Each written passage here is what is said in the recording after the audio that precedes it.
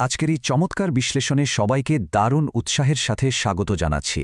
আজ আমরা একেবারে নিরপেক্ষভাবে এবং ধাপে ধাপে একটি ভীষণ চমকপ্রদ ঐতিহাসিক কথোপকথন বিশ্লেষণ করতে যাচ্ছি। আজকের মূল ভিত্তি হল সহি আল বুখারীর ৪৬ নম্বর হাদিস। এটা শুধু কোনো সাধারণ পাঠ নয়, বরং দারুণ একটা প্রশ্নোত্তর পর্ব, যা একেবারে সরাসরি আর নিখুঁতভাবে ইসলামের কিছু মূল বিষয়কে সংজ্ঞায়িত করে। তো চলুন শুরু করা যাক। শুরুতে এই চমৎকার বর্ণনাটা একটু খেয়াল করুন। প্রাচীন আরবের মরুভূমির বুক চিরে আসা একজন অপরিচিত মানুষের চিত্র এখানে কত নিখুঁতভাবেই না ফুটে উঠেছে। বলা হচ্ছে, নজর থেকে আসা এক ব্যক্তি যার মাথার চুল ছিল উস্কো খুস্কো বা এলোমেলো। দূর থেকে তার কথার আওয়াজ শোনা যাচ্ছিল ঠিকই, কিন্তু তা ছিল বেশ অস্পষ্ট। এই যে ছোট ছোট বিবরণগুলো, যেমন এলোমেলো চুল আর দূর থেকে ভেসে আসা জোরালো অথচ অস্পষ্ট আওয়াজ, এগুলো মুহূর্তের মধ্যেই এই ঐতিহাসিক ঘটনাটাকে একেবারে জীবন্ত করে তোলে, তাই না? মনে হয় যেন আমরা ঠিক সেই জায়গাতেই দাঁড়িয়ে আছি। আচ্ছা, চলুন এবার সরাসরি মূল বিষয়ে যাওয়া যাক। আমাদের আজকের এই পুরো আলোচনাটি hadisbd.com থেকে নেওয়া মূল আরবি এবং বাংলা অনুবাদের উপর ভিত্তি করে তৈরি। তালহা ইবনু উবাইদিল্লাহ রাদিয়াল্লাহু আনহুয়ের বর্ণনায় এই হাদিসটি আমাদের কাছে পৌঁছেছে। এখানে কিন্তু বাইরে থেকে কোনো ব্যক্তিগত মতামত যোগ করা হয়নি, বরং আমাদের পুরো মনোযোগ এই ঐতিহাসিক টেক্সট বা দলিলের দিকেই রাখা হয়েছে।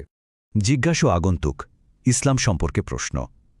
সেই উচ্চস্বরে কথা বলা অপরিচিত আগন্তুক যখন ধীরে ধীরে নবীজির কাছে এসে পৌঁছালেন, তখন তার অস্পষ্ট কথাগুলো স্পষ্ট হতে শুরু করল। বোঝা গেল যে তিনি সরাসরি ইসলাম সম্পর্কে, বিশেষ করে ইসলামের একেবারে অত্যাবশ্যকীয় বিষয়গুলো সম্পর্কে জানতে চাইছেন। আর ঠিক এখান থেকেই শুরু হয় দারুণ সুশৃঙ্খল একটা প্রশ্নোত্তর পর্ব। ৫ শুধু এই একটা সংখ্যার উপর এখানে সবচেয়ে বেশি জোর দেওয়া হচ্ছে, কারণ এই কথোপকথনের শুরুতেই সর্বপ্রথম যে বাধ্যবাধকতার কথা বলা হয়েছে তা হল এই ৫ দিন ও রাতের ২৪ ঘণ্টার চক্রে সম্পূর্ণ নিখুঁতভাবে ৫ ওয়াক্ত সালাত বা নামাজ আদায় করার নির্দেশই এখানে সবার আগে তুলে ধরা হয়েছে। এটাই হলো সেই মূল ভিত্তি। ৫ ওয়াক্ত নামাজের কথা শোনার পর সেই ব্যক্তি যখন জানতে চাইলেন যে এর বাইরে তার উপর আর কোনো নামাজ বাধ্যতামূলক কিনা, তখন নবীজি একটি নতুন ধারণার পরিচয় করিয়ে দেন, আর তা হল নফল। এর মানে হল বাধ্যতামূলক সীমার বাইরে গিয়ে কেউ যদি স্বেচ্ছায় অতিরিক্ত ইবাদত করতে চায়, তবে তার অনুমতি রয়েছে, কিন্তু মনে রাখতে হবে এটা কোনো বাধ্যতাবাধকতা নয়। ৩টি মূল বাধ্যবাধকতা, ভিত্তি স্থাপন। কথোপকথনের এই পর্যায়ে আখ্যানের চন্দ্রটা বেশ দারুণ একটা রূপ নেয়। প্রথম বাধ্যবাধকতাটি জানার পর একে একে পরবর্তী দুটি মূল স্তম্ভের কথাও এখানে উন্মোচিত হয়। আর এটা চমৎকারভাবে তুলে ধরছে সেই ৩টি মূল বাধ্যতামূলক কাজের একটা সম্পূর্ণ তালিকা, যা এই কথোপকথনে আলোচিত হয়েছে। প্রথমে দিনরাতে ৫ ওয়াক্ত সালাত, এরপর রমজান মাসে সিয়াম বা রোজা, এবং সবশেষে জাকাত বা বাধ্যতামূলক দান। এই পুরো কথোপকথনে কিন্তু একটা দারুণ পুনরাবৃত্তিমূলক প্যাটার্ন লক্ষ্য করা যায়। প্রতিবার একটা বিধান বলার পর আগন্তুক ব্যক্তি বারবার জিজ্ঞেস করছেন, আমার উপর কি এছাড়া আরও কিছু আছে? আর প্রতিবারই উত্তর আসছে, না, তবে তুমি চাইলে নফল হিসেবে করতে পারো। বাধ্যতামূলক বনাম ঐচ্ছিক পার্থক্য। এই প্রশ্ন আর উত্তরের যে প্যাটার্ন, সেটা থেকে একটা বিষয় একেবারে সুস্পষ্ট হয়ে ওঠে। মূল উৎসটি অত্যন্ত সুচিন্তিতভাবে এবং পরিষ্কারভাবে একটা সীমারেখা টেনে দেয়। আসলে কোনটি অবশ্যই পালনীয় আর কোনটি শুধুমাত্র ঐচ্ছিক বা উৎসাহ দেওয়া হয়েছে, এই দুয়ের মধ্যে একটা পরিষ্কার পার্থক্য এখানে দেখা যায়। এই তুলনামূলক বিষয়টি দেখলে পার্থক্যটা আরও ভালোভাবে পরিষ্কার হবে। এখানে ধর্মতাত্ত্বিক পার্থক্যগুলোকে একেবারে নিরপেক্ষভাবে বিশ্লেষণ করা হয়েছে। একদিকে রয়েছে বাধ্যতামূলক মূল ভিত্তি, যার মধ্যে পড়ছে ৫ ওয়াক্ত সালাত, রমজানের সিয়াম এবং জাকাত। অন্যদিকে রয়েছে ঐচ্ছিক নফল ইবাদত, যেমন অতিরিক্ত সালাত, অতিরিক্ত সিয়াম এবং নিজের ইচ্ছায় সাধারণ দান খয়রাত করা। কঠোর বাধ্যবাধকতা এবং স্বেচ্ছায় নিবেদিত ভক্তির মধ্যে যে সূক্ষ্ম কিন্তু স্পষ্ট একটা পার্থক্য রয়েছে, তা এই কথোপকথনের মাধ্যমে খুব সুন্দরভাবে প্রতিষ্ঠিত হয়েছে।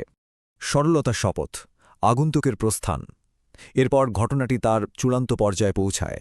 নাজ থেকে আসা সেই মানুষটি ইসলামের সমস্ত প্রয়োজনীয় রীতিনীতির সম্পূর্ণ তালিকাটি শুনে নিয়েছেন। তিনি বাধ্যবাধকতা আর ঐচ্ছিক বিষয়গুলোর পার্থক্য খুব ভালোভাবে বুঝে নিয়েছেন। এরপর তিনি একটা চূড়ান্ত সিদ্ধান্তে উপনীত হন এবং ফিরে যাওয়ার প্রস্তুতি নেন। এখন এখানকার যে বিষয়টা সবচেয়ে বেশি ইন্টারেস্টিং, তা হল প্রস্থান করার ঠিক আগে সেই ব্যক্তি শপথ করে বলেন, আল্লাহর শপথ, আমি এর চেয়ে বেশিও করব না এবং কমও করব না। এ কথাটার মধ্যে এক অদ্ভুত রকমের দৃঢ়তা রয়েছে, তাই না? এখানে ন্যূনতম যেটুকু প্রয়োজন ঠিক ততটুকুই করার প্রতি তার চূড়ান্ত অঙ্গীকার প্রকাশ পেয়েছে। এর চেয়ে এক বিন্দু বেশিও নয়, আবার এক বিন্দু কমও নয়। এটা সম্পূর্ণভাবে একটা সরল আর সোজাসাপটা দৃষ্টিভঙ্গি। আগন্তুকের এই কথা শোনার পর নবীজি তার চূড়ান্ত মূল্যায়নটি জানিয়ে দেন। তিনি বলেন, সে কৃতকার্য হবে যদি সত্য বলে থাকে, অর্থাৎ তাকে জান্নাতে প্রবেশ করানো হবে। এই কথার মাধ্যমেই ধর্ম পালনের এই সোজা সাপটা অতিরঞ্জনহীন আর একেবারে মৌলিক পদ্ধতিটির বৈধতা নিশ্চিত করা হয়।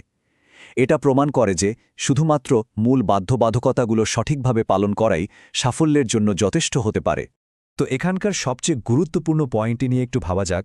এই পুরো বিশ্লেষণ শেষে একটা গভীর চিন্তার খোরাক কিন্তু রয়েই যাচ্ছে।